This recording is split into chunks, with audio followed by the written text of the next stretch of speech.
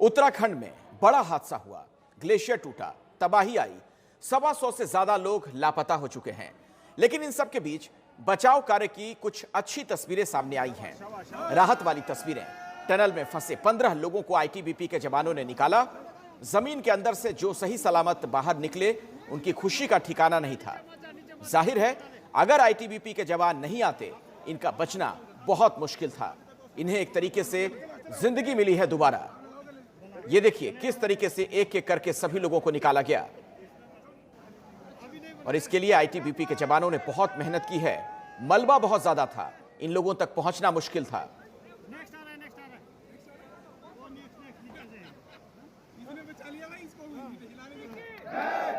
राहत और बचाव कार्य से जुड़ी एक बड़ी खबर आ रही है। अब तक 25 लोगों को आईटीबीपी ने बचा लिया है। एक अच्छी खबर आप कह सकते हैं। तपोवन से 12 लोगों को बचाया गया और रैनी से 13 लोगों का रेस्क्यू किया गया है। यानी कुल मिलाकर 25 लोग अब तक जिंदा बाहर निकाले जा चुके हैं।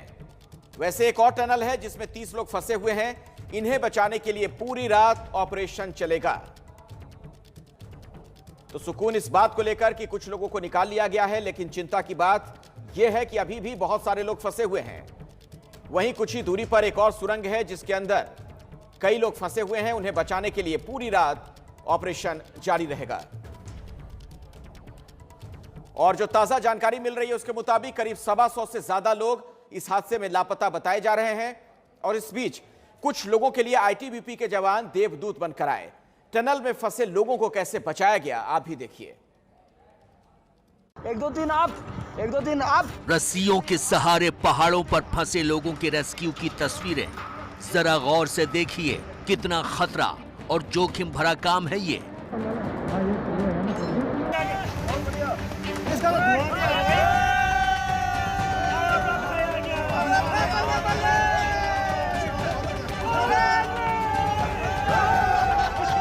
अचानक जिस तरह पानी का बहाव तेज हुआ और ग्लेशियर के फटने से बहा पानी बेकाबू हुआ, लोगों की धड़कनें थम गईं। ये तस्वीरें रिकॉर्ड हुई हैं उसी त्रासदी की लाइव।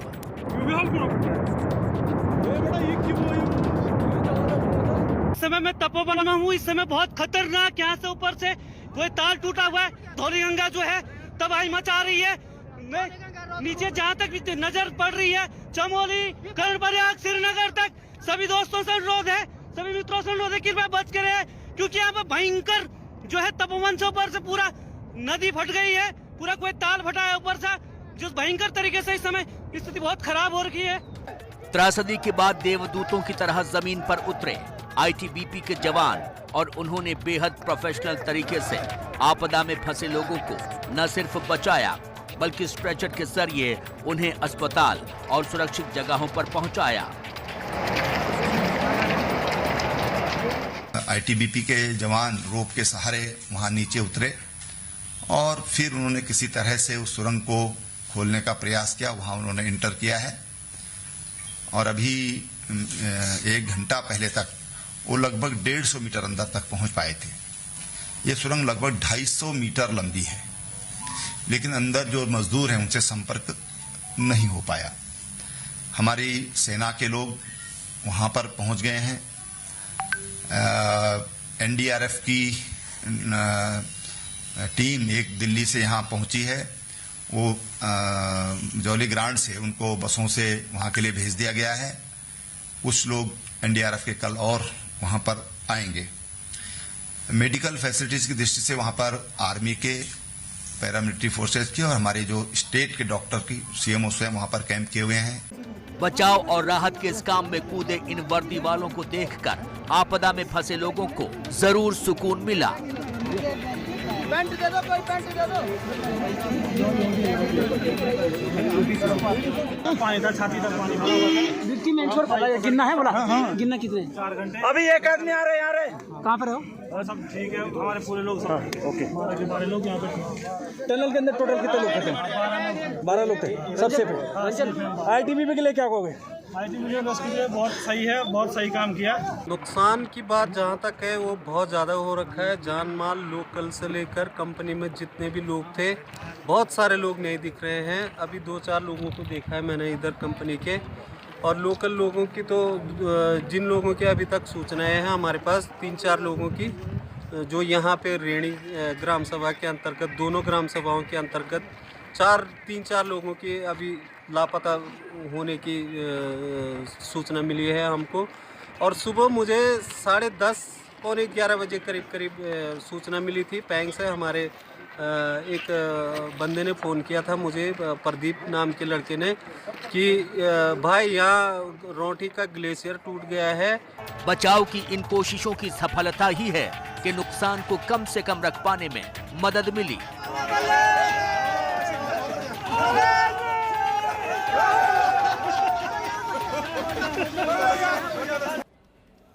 आखिर ये आपदा आई कैसे? कितना वक्त मिल सका प्रशासन को इस तबाही से निपटने के लिए? खुद मुख्यमंत्री त्रिवेंद्र सिंह रावत ने पल पल की पूरी जानकारी थी।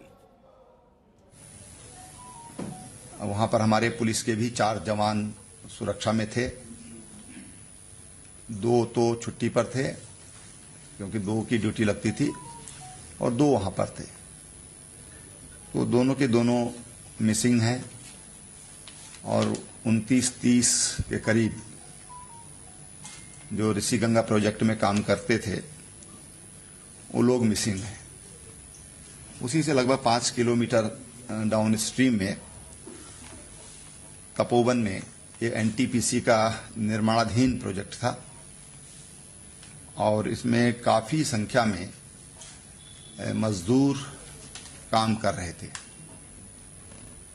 जो मोटी मोटी जानकारी है कि 176 मजदूर ये अपनी ड्यूटी के लिए निकले थे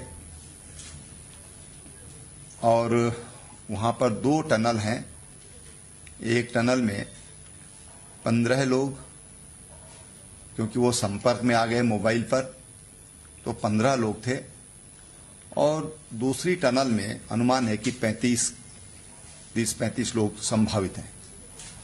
जब ये एवलांच आया तो 35-40 लोगों का अनुमान है कि वो जब लोग चिल्लाए, शोर हुआ, गांव जो आसपास जो ऊपर जो गांव थे उन्होंने वहां से आवाजें दी, तो 35-40 के करीब लोग वहां से वापस आ गए। कुछ को रेस्क्यू कर लिया गया। एक हल्का घायल है, थोड़ा सदमा भी हो सकता है, लेकिन कोई खतरे वाली कोई बात नहीं है। और अभी तक 7 बॉडी रिकवर हुई हैं। जो दूसरी जो टनल है जिसमें 35-40 के करीब लोग, 35 के आसपास की संभावना है, वो बहुत मलबा वहां आने से और मलबा अंदर तक प्रवेश घुस गया उस सुरंग में और सुरंग तक पहुंचना भी बहुत कठिन काम था, बहुत जोखिम भरा था। लेकिन हमारे आईटीबीपी के जवानों ने रोप के सहारे वहां पर उतरे। सड़क वहां तक है लेकिन इतना मलबा है कि उसमें किसी भी मशीन का जाना ये संभव नहीं है। मशीन वहां तक पहुंचाना ये संभव नहीं है। 35-40 फीट तक उसमें गाद भरा हुआ है और इसलिए आईटीबीपी के जवान रोप के सहारे वहां नीचे उतरे और फिर उन्होंने किसी तरह से उस सुरंग को खोलने का प्रयास किया। वहां उन्होंने इंटर किया है और अभी 1 घंटा पहले तक वो लगभग 150 मीटर अंदर तक पहुंच पाए थे। ये सुरंग लगभग 250 मीटर लंबी है, लेकिन अंदर जो मजदूर हैं उनसे संपर्क नहीं हो पाया। एक मोटरेबल पुल जो रेणी गांव में था, जो दोनों रेणियों को जोड़ने वाला था, और 4 अन्य छोटे पुल, झूला पुल हम उनको कह सकते हैं, वो क्षतिग्रस्त होने से ऋषिगंगा का जो दाहिना हिस्सा है उधर और धौलीगंगा का जो एरिया है उसमें अभी बाई रोड अभी उसका संपर्क टूट गया है। वहां 17 गांव हैं, गांव सभाएं हैं, जिनमें से 7 गांव ये माइग्रेट करते हैं सर्दी के कारण इधर गोपेश्वर और चमोली के आसपास। 11 गांव के लोग वहां पर हैं और उनको किसी तरह की आवश्यकता जो उनकी हो उसकी कमी न हो, इसकी दृष्टि से वहां पर आर्मी के 3 हेलीकॉप्टर, एक वायुसेना का हेलीकॉप्टर वहां पर पहुंच चुका है बरेली से, और राज्य सरकार के जो हमारे प्राइवेट हेलीकॉप्टर वहां पर ऑलरेडी वहां पर तैनात हैं, देहरादून में भी तैनात हैं। आईटीबीपी उत्तरकाशी महिडांडा उनको भी अलर्ट किया गया है और तमाम जो हमारे मेडिकल टीम है ये सब वहां के लिए सबको तैयार किया गया है। गौचर जो हमारा आईटीबीपी का वहां पर भी 90 जवान हैं जो वहां के लिए निकल गए हैं। उत्तराखंड में आई तबाही ने सबसे ज्यादा नुकसान पहाड़ पर बनी जल विद्युत परियोजनाओं को पहुंचाया। एक पावर प्रोजेक्ट तो पूरी तरीके से तहस नहस हो चुका है। जिन लोगों के लापता होने की खबर आ रही है वो इन्हीं पावर प्रोजेक्ट्स में काम करने वाले लोग बताए जा रहे हैं।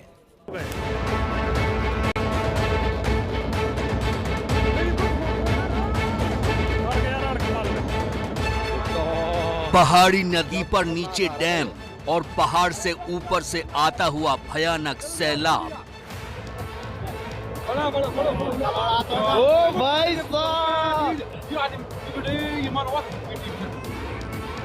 देखते ही देखते इस सैलाब ने अपने रास्ते में आने वाले बैराज और डैम को ध्वस्त कर दिया।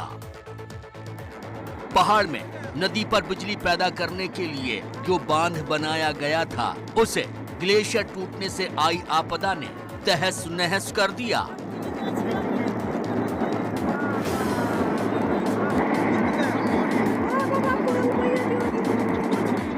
ये चमोली जिले में ऋषिगंगा पावर प्रोजेक्ट में मची तबाही की तस्वीरें हैं। चमोली जिले में ग्लेशियर टूटने से आई इस आपदा में सबसे ज्यादा नुकसान पावर प्रोजेक्ट को हुआ है।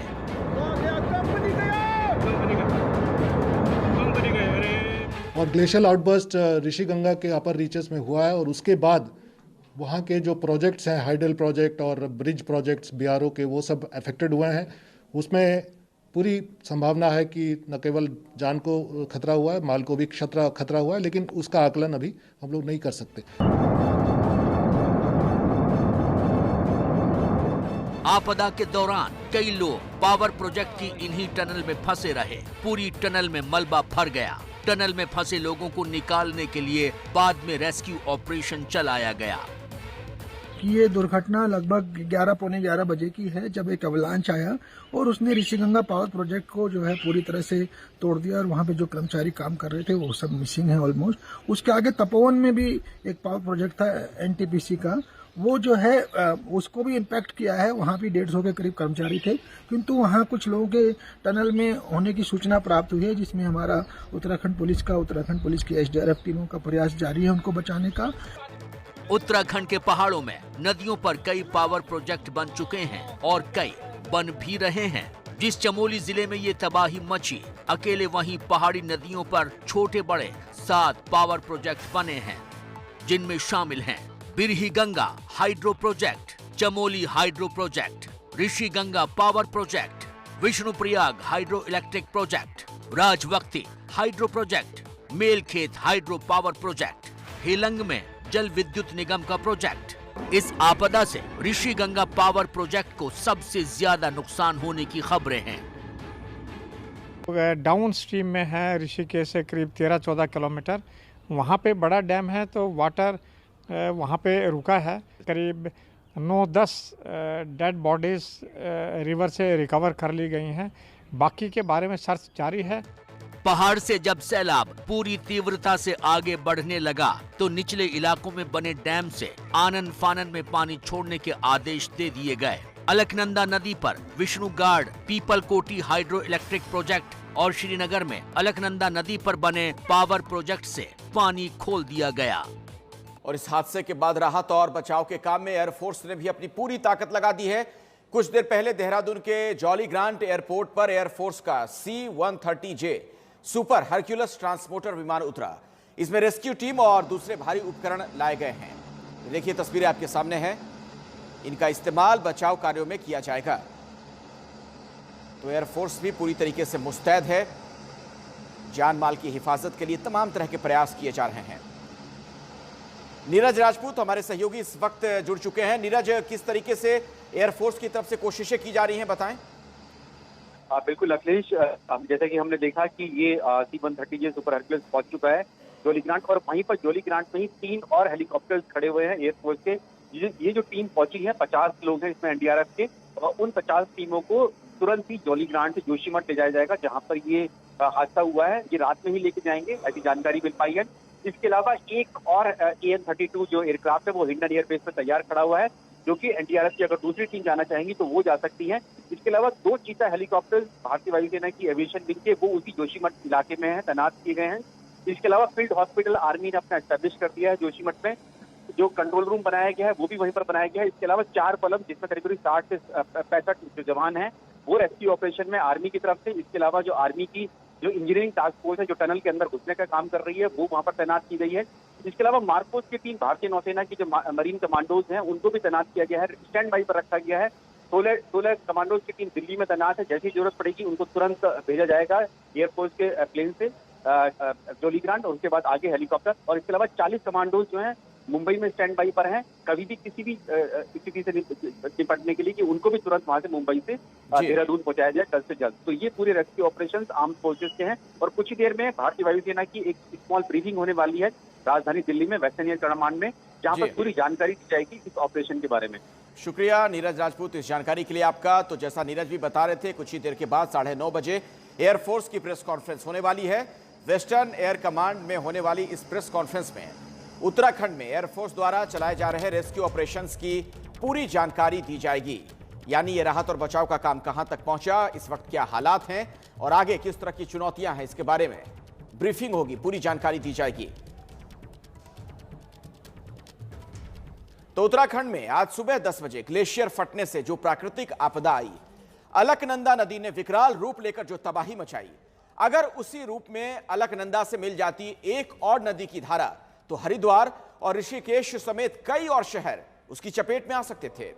तो एक मैप की मदद से आपको विस्तार से दिखाते हैं कहां से शुरू हुआ नदी का यह तांडव और कहां आकर थमा।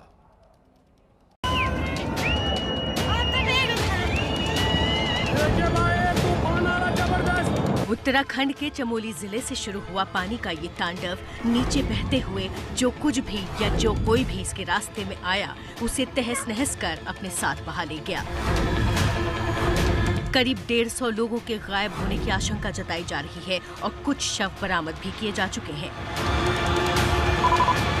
उत्तराखंड के जोशीमठ में धौली गंगा नदी में ग्लेशियर टूटने से बाढ़ आई, जो आगे अलकनंदा से मिलते हुए गंगा नदी के रूप में हरिद्वार तक जाती है। इसीलिए एहतियातन यूपी के बिजनौर तक में अलर्ट जारी किया गया। कैसे और कहां मिल जाती है अलकनंदा में गंगोत्री से निकली भागीरथी की धारा और क्यों बन सकता था ये संगम, इनके रास्ते में आने वाले शहरों के लिए बड़ा खतरा, मैप के जरिए समझाते हैं। उत्तराखंड में यहाँ है बद्रीनाथ और इसके नीचे यहाँ है जोशीमठ, जिसके पास ही पड़ता है रेड़ी गांव। रेड़ी गांव में ही ग्लेशियर टूटा और धौली गंगा नदी में बाढ़ आ गई। नदी का स्तर सामान्य से 2-3 मीटर ऊपर चला गया। तेज गति से नदी की ये धारा जब अलकनंदा नदी से मिली तो नदी ने ले लिया रौद्र रूप। तेज बहाव के साथ फिर अलकनंदा नदी बहते हुए चमोली, उसके बाद नंदप्रयाग, कर्णप्रयाग, गौचर, रुद्रप्रयाग, श्रीनगर होते हुए देवप्रयाग पहुंचती है। देवप्रयाग में अलकनंदा से आकर मिलती है एक और नदी की धारा भागीरथी। गंगोत्री से निकलती है भागीरथी, जो उत्तरकाशी और टिहरी होते हुए देवप्रयाग से जुड़ती है। प्रशासन ने टिहरी बांध में पानी रोक दिया, जिससे भागीरथी का बहाव सामान्य से कम हो गया। देवप्रयाग से अलकनंदा और भागीरथी नदी मिलकर लेते हैं गंगा का रूप और फिर गंगा आगे बढ़ते हुए पहुंचती है ऋषिकेश और फिर हरिद्वार। उत्तराखंड के सीएम त्रिवेंद्र सिंह रावत ने ट्वीट करके बताया कि सुबह 10 बजे ऊपर से आती नदी की इस धारा ने ग्लेशियर फटने से जो विकराल रूप लिया था, दोपहर के 3 बजे कर्णप्रयाग आते आते वो सामान्य हो गया था। उत्तराखंड में पहाड़ों पर आपदा आई तो मैदानों में चिंता की लकीरें गाढ़ी हो गईं, खासकर हरिद्वार और ऋषिकेश में। हरिद्वार में तो कुछ ही समय बाद महाकुंभ भी शुरू होने वाला है, लिहाजा चमोली में ग्लेशियर टूटने की घटना के बाद हरिद्वार का पूरा सरकारी अमला अब अलर्ट मोड पर है। पहाड़ पर आपदा आई और उसने हरिद्वार महाकुंभ में चिंता बढ़ा दी।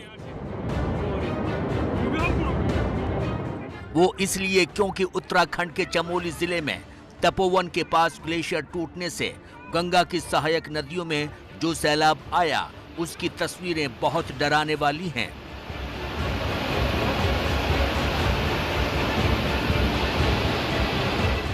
जिस रफ्तार से और जिस तीव्रता के साथ सैलाब पहाड़ में तबाही मचाते हुए नीचे उतर रहा था, उससे निचले इलाकों में डर फैल गया। इसी डर के बाद सरकार ने अलकनंदा नदी पर श्रीनगर में बने बांध से पानी छोड़ने के आदेश दे दिए। भागीरथी नदी पर बने टिहरी बांध में भी टरबाइनों का संचालन बंद कर दिया गया। टिहरी हाइड्रो डेवलपमेंट कॉरपोरेशन ने भागीरथी नदी में पानी छोड़ना बंद कर दिया। इससे सबसे ज्यादा अफरा तफरी मची हरिद्वार में, जहां के महाकुंभ की जोरदार तैयारियां चल रही हैं। हरिद्वार में प्रशासन ने नदी किनारे रहने वाले लोगों को सुरक्षित स्थानों पर पहुंचने के निर्देश दिए और सभी बाढ़ चौकियों को अलर्ट कर दिया। हमें सूचना मिली है, वैसे मेरे द्वारा तहसीलदार को सूचित किया गया कि अपने स्टाफ को तुरंत अलर्ट करने के लिए भेज दिया जाए और सभी थानों को अलर्ट कर दिया गया है। मैं अभी चंडी घाट से ही आ रहा हूँ। डीएम सर भी घूम के चले गए हैं, घूम रहे हैं अभी भी, और सभी स्टाफ को हमने लगा दिया है और सबको अलर्ट मोड में कर दिया है। महाकुंभ मेला प्रशासन भी हरकत में आया। फौरन पौड़ी, चमोली और टिहरी जिला प्रशासन से संपर्क साधा गया। जो एवलांच आया है इसकी सूचना एकदम सही समय पे हमें, और उसके बाद से ही हम पौड़ी, टिहरी एवं चमोली तीनों जिला प्रशासनों से हम लोग टच में हैं। इसको लगातार मॉनिटर कर रहे हैं। जहाँ पे भी कुंभ मेले के काम वर्तमान में जारी हैं, वहाँ से जितनी भी हमारी लेबर है सभी को हमने इवैक्यूएट करा लिया है। और यूपी इरिगेशन के ऑफिसर से भी मेरी बात हो गई है, और इन केस पानी को कंट्रोल करने की कोई आवश्यकता होती है तो उसके लिए भी उनके ऑफिसर्स यहाँ पे तैनात हैं, मुस्तैद हैं। दहशत तो अलकनंदा नदी के किनारे बसे नगरों में भी फैली, खासकर श्रीनगर, कर्णप्रयाग, रुद्रप्रयाग जैसी छोटी पहाड़ी नगरों में। हालांकि बाद में खबर आई कि अलकनंदा नदी का बहाव सामान्य हो गया। ये और बड़ी बात बताना चाहूँगा कि जो पानी और मलबा जो आगे आया नीचे डाउन स्ट्रीम में, हमने सबको अलर्ट कर दिया था, पूरे एरिया को खाली करा दिया था गंगा के किनारे, जिससे कि कोई और फर्दर उसमें डैमेज ना हो। वो पानी अब श्रीनगर में डैम है, वहाँ पहुँच के वो पूरा स्टेबल हो गया। उससे आगे अब कोई खतरा, किसी तरह का खतरा किसी को नहीं बचा है। ये मैं हरिद्वार, ऋषिकेश, मुनि के रेती और ब्यासी देवप्रयाग के लोगों को ये बताना चाहूँगा। और हमारे रेस्क्यू और रिलीफ के ऑपरेशन जारी हैं।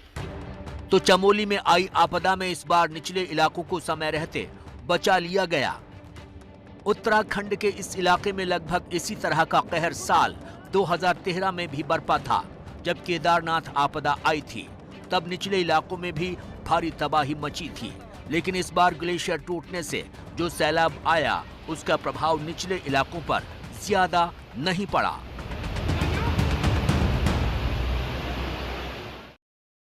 उत्तराखंड के चमोली में यह कुदरती आपदा उसी गांव के पास आई जहां की महिलाएं पर्यावरण को बचाने के लिए कुल्हाड़ियों के आगे डट गई थीं।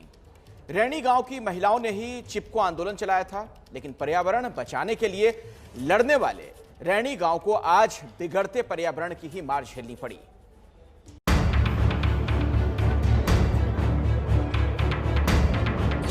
उत्तराखंड में आई इस तबाही का एपिसेंटर है चमोली गढ़वाल जिले का रैणी गांव, जहां ग्लेशियर टूटा, नदियों में विकराल उफान आ गया और भारी तबाही मची। उसी रैणी गांव में हालात का जायजा लेने के लिए उत्तराखंड के सीएम त्रिवेंद्र सिंह रावत पहुंचे। रैणी गांव चमोली जिले में तपोवन के पास है और ये इलाका नीति घाटी में पड़ता है। लेकिन विडंबना देखिए कि रैणी गांव ही वो जगह है जहां दुनिया का सबसे अनूठा पर्यावरण आंदोलन शुरू हुआ था। 70 के दशक में उत्तराखंड के रैणी गांव में ही चिपको आंदोलन की शुरुआत हुई थी। पेड़ काटने के सरकारी आदेश के खिलाफ रैणी गांव की महिलाओं ने जबरदस्त मोर्चा खोल दिया था। जब लकड़ी के ठेकेदार कुल्हाड़ियों के साथ रैणी गांव पहुंचे तो रैणी गांव की महिलाएं पेड़ों से चिपक गईं। महिलाओं के इस भारी विरोध की वजह से पेड़ों को काटने का फैसला स्थगित करना पड़ा। महिलाओं के पेड़ से चिपकने की ये तस्वीर इस आंदोलन का सबसे बड़ा प्रतीक बन गई थी और दुनिया की नजरें रैणी गांव के इस अनूठे आंदोलन की तरफ आईं। रैणी गांव की ही एक अनपढ़ और बुजुर्ग महिला गौरा देवी ने उस अनूठे पर्यावरण आंदोलन की अगुवाई की थी। लेकिन विडंबना देखिए कि आज रैणी गांव ही हिमालय के पर्यावरण को हुए नुकसान की कीमत चुका रहा है। ग्लेशियर टूटने के बाद आई इस आपदा में रैणी गांव के आसपास के न रास्ते सलामत रहे न पुल। यहां तक कि रैणी गांव में धौली गंगा और ऋषि गंगा के संगम पर बने 13 मेगावाट की जल विद्युत परियोजना को भी भारी नुकसान पहुंचा। देखिए, जो लोग अभी पुलों के अभाव में और पुल जो बह गए उसके कारण जो कट गए हैं, तो पहली चीज़ तो उनके लिए कोई राशन की कमी ना हो, पानी की कमी ना हो। और अब जो हमारे बैली ब्रिज हैं उस तरह की कुछ यहाँ पर भेजेंगे। जल्दी से जल्दी कोशिश होगी कि जो लोग अभी एक तरह से फंस गए हैं तो उनको मदद पहुंचाई जाए। रैणी गांव भारत की चीन से लगती सीमा से ज्यादा दूर नहीं है। जोशीमठ से मलारी तक हाईवे जाता है जिसको नुकसान हुआ है। हाईवे पर बना मोटर पुल बह गया है जिसकी वजह से इस इलाके का संपर्क बाकी देश से कट गया है। उत्तराखंड में केदारनाथ आपदा जैसी नौबत आने से तो बच गई, लेकिन एहतियातन वायुसेना को भी अलर्ट कर दिया गया। केंद्र सरकार ने भी रेस्क्यू टीमों को उत्तराखंड भेजा है। ये 3 तस्वीरें उत्तराखंड के चमोली जिले के तपोवन में चल रहे रेस्क्यू ऑपरेशंस की हैं, जिनमें भारत तिब्बत सीमा पुलिस से लेकर एनडीआरएफ और एसडीआरएफ की टीमें फंसे लोगों और शवों को निकालने की जद्दोजहद में लगी हैं। दोनों आपदा राहत एजेंसियों और आईटीबीपी की कई टीमें इस मिशन में जुटी हुई हैं। लेकिन इस रेस्क्यू ऑपरेशन के बीच वायुसेना को भी अलर्ट कर दिया गया है। खुद केंद्रीय गृह मंत्री अमित शाह ने इस बात की जानकारी दी। एनडीआरएफ की 3 टीमें वहां पहुंच गई है। बाकी की टीमें दिल्ली से फ्लाई कर उत्तराखंड की ओर जाने के लिए तैयार हैं। कुछ ही समय में वो पहुंचेंगे। आईटीबीपी के जवान भी वहां पर पहुंच गए हैं। पूरे राज्य का तंत्र भी वहां पर एक्टिव हो गया। एसडीआरएफ की टीमें भी पहुंची हैं। मेरी मुख्यमंत्री जी से बात हुई, वो भी ऑन वे हैं और वायुसेना को भी अलर्ट कर बचाव कार्य में लगाने के लिए हमने पूरी तैयारी कर ली है।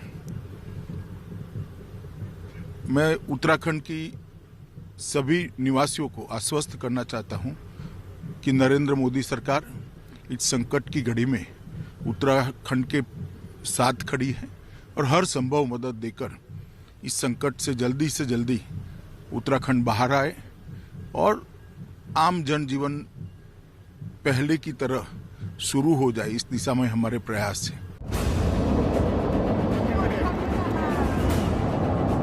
इस आपदा का जिक्र प्रधानमंत्री नरेंद्र मोदी ने पश्चिम बंगाल के हल्दिया की रैली में किया। पीएम ने ये कहा कि काफी नुकसान की खबरें हैं, लेकिन उत्तराखंड के लोगों का हौसला किसी भी आपदा को मात दे सकता है। इनमें से भी जो मां गंगा का उद्गम स्थल है, वो राज्य उत्तराखंड इस समय आपदा का सामना कर रहा है। एक ग्लेशियर टूटने की वजह से वहां नदी का जलस्तर बढ़ गया। नुकसान की खबरें धीरे धीरे आ रही हैं। मैं उत्तराखंड के मुख्यमंत्री श्री त्रिवेंद्र रावत जी, भारत सरकार के गृह मंत्री श्री, एनडीआरएफ के अफसर उन सबसे निरंतर संपर्क में हूं। वहां पर राहत और बचाव का कार्य पुरजोश करने का प्रयास चल रहा है। लोगों को सुरक्षित स्थानों पर ले जाया जा रहा है। राष्ट्रपति रामनाथ कोविंद ने भी उत्तराखंड में आई आपदा पर चिंता जताई है। राष्ट्रपति भवन से जारी ट्वीट में कहा गया, उत्तराखंड में जोशीमठ के पास ग्लेशियर टूटने के कारण क्षेत्र में हुए नुकसान को लेकर काफी चिंतित हूं। लोगों की सुरक्षा और कुशलता की कामना करता हूं। मुझे पूरा विश्वास है कि वहां राहत एवं बचाव कार्य अच्छे ढंग से चल रहा है। हमारा प्रशासन, वहाँ का स्थानीय प्रशासन वहाँ मौजूद है और इस पूरी अलकनंदा घाटी में पूरी प्रशासन की टीमें हर कोने कोने और चप्पे चप्पर पे मौजूद है कि जो कोई भी व्यक्ति है वह वहाँ पर ऐसी जगह पे न रहे जिससे कि पानी के बहाव में वो चपेटे पे आ सके। इसलिए प्रशासन ने तैयारी कर रखी है और जिस प्रकार की सूचना अभी रुद्रप्रयाग से और श्रीनगर के आसपास से आ रही है, लग रहा है कि पानी का बहाव में कमी आई है, उसकी तीव्रता में कमी आई है, उसका जो प्रलयंकारी भाव है वह कम हुआ है। अब दो तरह से कार्य किया जा रहा है। एक कार्य कि जहाँ पानी जाने वाला है वहाँ रेस्क्यू किस तरह से किया जाए और जो ये ऊपर नुकसान करके आया है अभी तक वहाँ किस प्रकार से कंट्रोल हो और रेस्क्यू ऑपरेशन चले। इन दो स्थितियों पर काम चल रही है। वित्त मंत्री निर्मला सीतारमण ने उत्तराखंड के लोगों को केंद्र की तरफ से पूरी मदद मिलने का भरोसा दिया है। उन्होंने कहा कि गृह मंत्री ने उत्तराखंड के सीएम से बात करके उन्हें मदद का भरोसा दिया। पहले मेरे उस ट्रेजेडी के ऊपर मेरा heart felt condolences. It's a kind of tragedy which is very shocking. It's a natural disaster. But I also understand Manya Home Mantri ji himself has, through his tweet, assured that every help that the Uttarakhand government would need will be extended. There shall not be any hesitation on that. Ganga का उद्गम स्थल है, वो राज्य उत्तराखंड इस समय आपदा का सामना कर रहा है।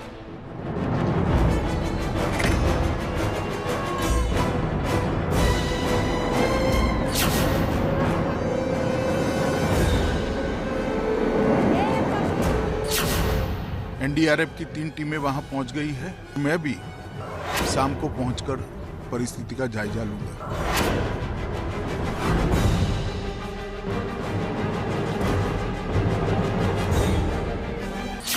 मैं प्रार्थना कर रहा हूं, बंगाल प्रार्थना कर रहा है, देश प्रार्थना कर रहा है।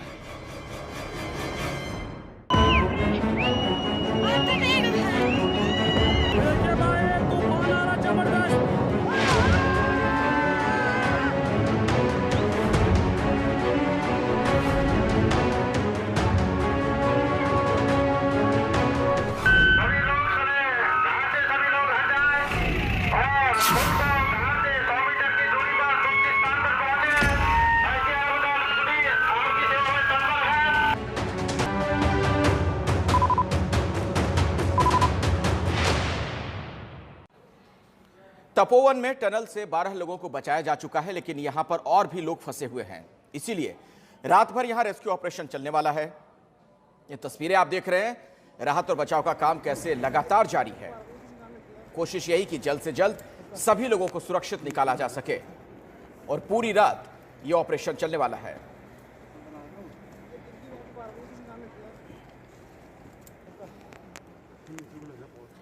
तो उत्तराखंड की तबाही पर ताजा हाल के लिए हम बात करते हैं संवाददाता अजीत राठी से, जहां पर हादसा हुआ। अजीत राठी उसके बिल्कुल करीब में मौजूद हैं। अजीत, क्या आप देख पा रहे हैं, क्या और जानकारी वहां से आपको मिल पा रही है? राहत और बचाव का काम कहां तक पहुंचा? जी बिल्कुल, देखिए इस समय भी राहत और बचाव का कार्य चल रहा है। सर्च ऑपरेशन अलग से चल रहा है। जो लोग पानी के डर से कहीं शोर शराबा सुनकर ऊपर चले गए होंगे, उनको तलाशने का काम अलग से चल रहा है।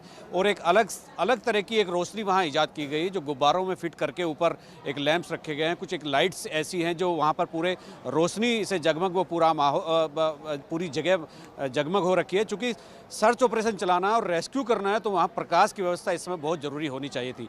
और मुख्यमंत्री ने दोपहर में दौरा किया तो 8-10 कैजुअल्टी की एक सूचना मिल रही है, लेकिन 7 से 8 डेड बॉडी मिल चुकी है। उनकी अधिकृत पुष्टि हो चुकी है कि वो 8 लोग उनकी डेथ हो गई है। और अभी जो इस समय रेस्क्यू चल रहा है तो उसके अभी इस समय क्या अपडेट होगा तो वो देना तो अभी बहुत मुश्किल है। मैं इस समय बद्रीनाथ के रास्ते में जोशीमठ से ठीक पहले, तो इससे जोशीमठ से करीब 15 किलोमीटर दूर वो घटना स्थल है जो रैणी गांव है एक, जहां से जो नंदा देवी का जो ये ग्लेशियर था उसका क्रैक हुआ, वो टूटा और वहाँ ऋषि गंगा जो एक नदी बहती है उसमें वो गिरा। तो जो पीछे का मलबा था और जो नदी का पानी था वो बहुत कायदे से बहुत फोर्स के साथ आगे चला। तो रैणी गांव में काफ़ी क्षति हुई है जान माल की। और उससे नीचे जो एनटीपीसी और जो पावर प्रोजेक्ट दूसरे बन रहे थे उनकी टनल्स बनाने का काम चल रहा था, उसमें भी बहुत सारे मजदूर फंस गए थे। लेकिन आईटीबीपी ने बहुत सराहनीय कार्य किया है। आईटीबीपी और एसडीआरएफ जो स्टेट डिजास्टर रिस्पांस फोर्स है उन्होंने बहुत त्वरित गति से वहाँ पर रेस्क्यू चलाया है और बहुत सारे लोगों को बाहर निकाला है। लेकिन चूँकि शाम हो चुकी थी, डीजीपी भी मौके पर पहुँच गए हैं अशोक कुमार, तो यहाँ पूरा अमला है। और मिलिट्री ने अपनी जो मेडिकल कोर है, जो जोशीमठ का जो मिलिट्री का कैंप है, उन्होंने मेडिकल कोर को वहाँ पर लगा दिया है। जो जितने भी घायल हैं, जिनको जो चोट लगी है या जिनको बहुत ज़्यादा चोट लगी, उनको उपचार के लिए मेडिकल कोर वहाँ पर चली गई है। आर्मी ने अपनी एक यूनिट भी वहाँ डिप्लॉय की है और जो रेस्क्यू करने वालों की मदद करेगी पीछे से। तो अभी ये जो चल रहा है, ये एसडीआरएफ और आईटीबीपी और पैरामिलिट्री दूसरी फोर्सेज जो हैं वो रेस्क्यू का काम कर रही हैं और लोगों को ढूंढने का काम कर रही हैं। क्योंकि जो लोग अभी तक भी लापता हैं उनके बारे में अभी ये कहना मुश्किल है कि वो जीवित हैं या उनकी मृत्यु हो गई है या वो लापता है, कहाँ हैं, लेकिन अभी वो गायब है। उनको ढूंढने का काम चल रहा है और ये काफी कुछ आंकड़ा सामने आ रहा है क्या? जो पहाड़ के जो क्षेत्र होते हैं अजीत, वो बहुत दुर्गम होते हैं। जी जी बिल्कुल आप सही कह रहे हैं। कितने लोग अभी भी लापता होंगे, कुछ पता चल पा रहा है क्या?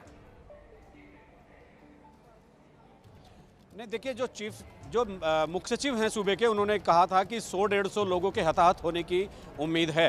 तो यानी जहां वो टनल पर 100 से ज़्यादा लोग काम कर रहे थे, रैणी गांव में वहां सैकड़ों परिवार, सैकड़ों लोग वहां पर रहते हैं उसके आसपास। लेकिन एक गनीमत ये है कि रैणी गांव के आगे जहां तक भी ये इसका जो फैलाव था, ये जिसकी जो रेंज थी उसके आसपास कोई आबादी का एरिया नहीं था। तो जितनी रेंज उसकी थी वहाँ पर जितना नुकसान होना था और नेशनल प्रोजेक्ट्स जो चल रहे थे पावर के और उस रैणी गाँव में हो चुका था।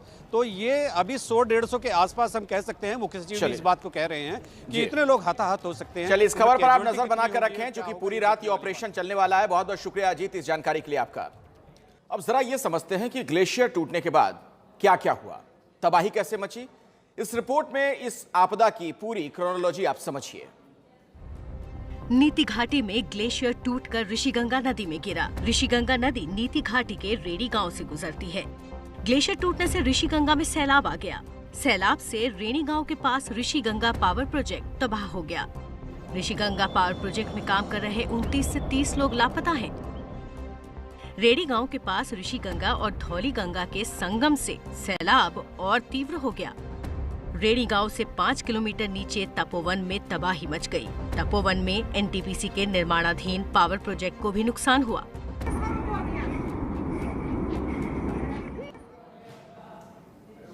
आपको बता दें कि उत्तराखंड के डीजीपी अशोक कुमार ने अब से बस कुछ ही देर पहले प्रेस कॉन्फ्रेंस की है। क्या ताजा अपडेट है इस हादसे पर, आइए आपको दिखाते हैं। रैनी में कुल 40 लोग थे प्रोजेक्ट में, उनमें से 13 लोग वापस आ गए हैं, तो 27 मिसिंग हैं। 2 उनमें पुलिस वाले हैं। पास के कुछ 5 लोग गांव वाले भी मिसिंग बताए गए हैं, उसको कंफर्म किया जा रहा है। और जो तपोवन है, यहाँ 150 के करीब लोग काम कर रहे थे। उनमें 7 की डेड बॉडीज मिल गई है। 12 लोग हमने रेस्क्यू किए हैं टनल से। एक दूसरी टनल को खोलने का काम चल रहा है, वो 900 मीटर लंबी है, तो उसमें करीब 150 मीटर तक खोला गया, अभी इसमें काम चल रहा है। तो यहाँ एग्जैक्टली कितने लोग मिसिंग है वो 100% क्लियर नहीं है डाटा, पर जैसा मैंने कहा कि उत्तराखंड पुलिस की टीम, हमारी उत्तराखंड पुलिस की एसडीआरएफ की टीमें और आर्मी और आईटीबीपी हमारे साथ कोऑर्डिनेट कर रहे हैं। उनके साथ मिल करके हम चल रहे हैं और रात में भी हम ऑपरेशन जारी रखेंगे। शाम के वक्त हम जब काम कर रहे थे लाइटों में, तो थोड़ा पानी बढ़ा तो थोड़ी देर को ऑपरेशन रोका गया है। उत्तराखंड की प्राकृतिक आपदा के बाद राहत और बचाव का काम लगातार जारी है। एयरफोर्स ने भी अपनी पूरी ताकत झोंक दी है। कुछ देर पहले देहरादून के जॉली ग्रांट एयरपोर्ट पर एयरफोर्स का C-130J सुपर हाइक्यूलस ट्रांसपोर्टर विमान उतरा। ये देखिए तस्वीरें आपके सामने हैं। रेस्क्यू टीम और दूसरे भारी उपकरण इसमें लाए गए, जिनका इस्तेमाल बचाव के काम में किया जाएगा। और पूरी रात ये ऑपरेशन चलना है। दूसरी तस्वीर में आप देख रहे हैं किस तरीके से लगातार वहां पर जवान मुस्तैद हैं, लोगों को निकाला जा रहा है। एक टनल के अंदर से लोगों को निकाल लिया गया है, लेकिन तपोवन में ही एक और पास में सुरंग है जहां पर अभी भी कई लोग फंसे हुए हैं। और ये सबसे बड़ी चुनौती है राहत और बचाव कर्मियों के लिए, चूंकि वहां पर पानी बहुत ज्यादा है अंदर भरा हुआ, लोगों तक पहुंचना एक बहुत बड़ी चुनौती।